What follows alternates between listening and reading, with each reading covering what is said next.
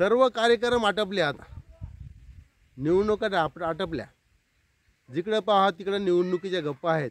यानं असं केलं, यानं तसं केलं, यानं आमकं बटन दाबलं, त्यानं टमकं बटन दाबलं. हे कामाचे आहे, ते नाही कामाचे नाही. मित्र हो, हे सगळे लोक बोलायला आणि दोष द्यायला मात्र मशीनवर. मला तुम्ही सांगा, मशीनमध्ये मी तरी सांगतो कोणत्याही प्रकारचा फॉल्ट नाही. जो फॉल्ट म्हणतो त्यानं तिच्या हातात मोबाईल द्यायचा आणि त्याला सांगायचं की 20मधून 5 काढून टाक आणि बरोबर 13 उरून दाखव. किती? 20मधून 5 काढ किंवा 13 उरून दाखव, 20मधून 7 काढ, 18 उरून दाखव.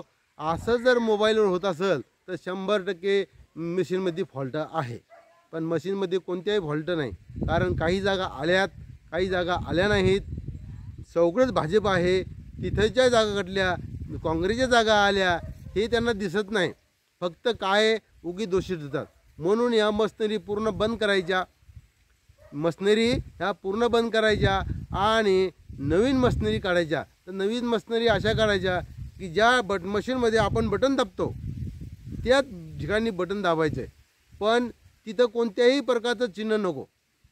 ज्या ज्या उमेदवाराचे चिन्ह आहे ते गुपित आहे, पण तिथं फक्त कलर असलं पाहिजे. सप्तरंगाच्या धनुष्य असतो, तर मग कुठं हिरवा आहे, लाल आहे, पिवळा आहे, निळा आहे, काळा आहे.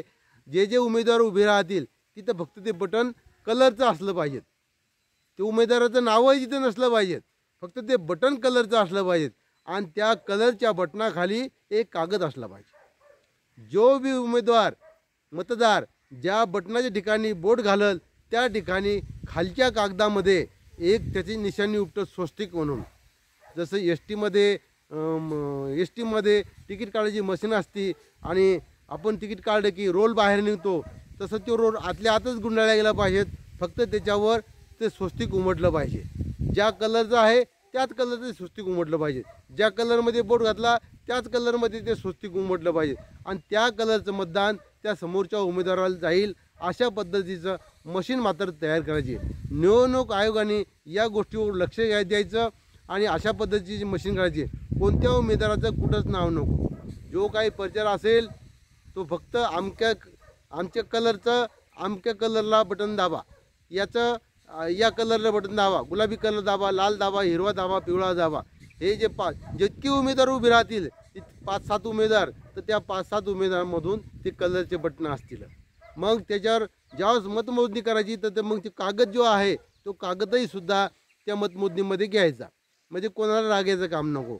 आणि इकडे जी नोंद झालेली असती शिक्षकाकडे किंवा ज्या वर्गामध्ये जे अधिकारी बसलेले असतात त्या अधिकाऱ्यामध्ये समजा 67 नंबरची नोंद झालेली आहे एका व्यक्तीची, समजा 67वा व्यक्ती आला 67 नंबर, तर ते स्वस्तिक दाबता वेळ म्हणजे कलर दाबता वेळेस 67 नंबर पडायला पाहिजेत.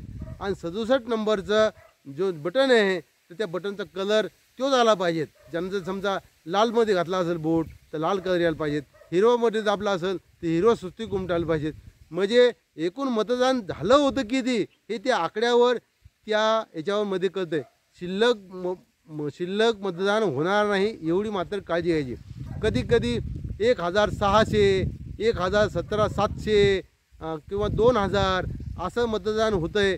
काही ठिकाणी 10,000 होतं आहे. तर त्या ठिकाणी शेवटचा जो आकडा आहे 10,000चा, समजा 10,000चा शेवटचा आकडा आहे. इकडे शिक्षकांना लिहून घेतलं की 10,000, तर बरोबर 10,000चाच इकडे आकडा पडला पाहिजेत. आणि 10,000चं जे चिन्ह ज्या माणसाला पडायचं ते त्याच माणसाला पडलं पाहिजेत.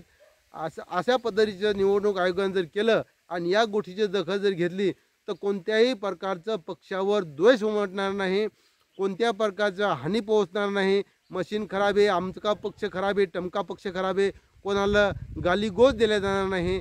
म्हणून या मशिनरीमध्ये सुधारणा करायच्या आणि अशा पद्धतीची मशिनरी करायच्या आणि मतदान मोजणी जी आहे मतदान मोजणी मात्र करायची.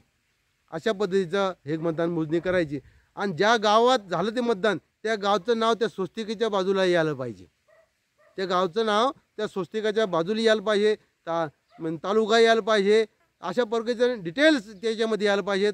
आणि मग ती चिटकून काढलं की मग ते हे मतदान अमक्याला झालं, हे मतदान टमक्याला झालं, या तालुक्यातलं त्या म्हणजे कोणत्याही प्रकारचं भ्रष्टाचार होणार नाही, कोणत्या प्रकारचा काळा बाजार होणार नाही. अशा प्रकारची जर मशीन जर तयार केली तर योग्य प्रकारचं मतदान होणार आहे.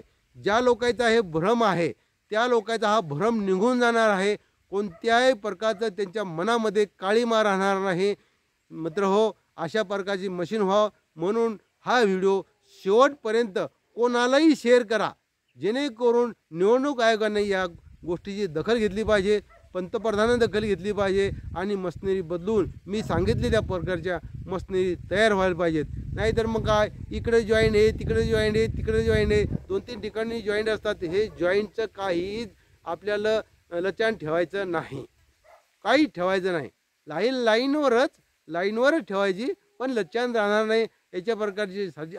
याच्यासारखी आपल्याला चांगल्या प्रकारे दखल घ्यायची. मित्र हो, धन्यवाद. मित्र हो, व्हिडिओ चांगला जर वाटला असेल, योग्य वाटला असेल, 100% योग्यच आहे, पण तुम्हालाही जरी योग्य वाटलं तर शेअर करा आणि सबस्क्राईब मात्र करायचं विसरू नका. मित्र हो, धन्यवाद. सबस्क्राईब मात्र नक्की करा. धन्यवाद मित्र.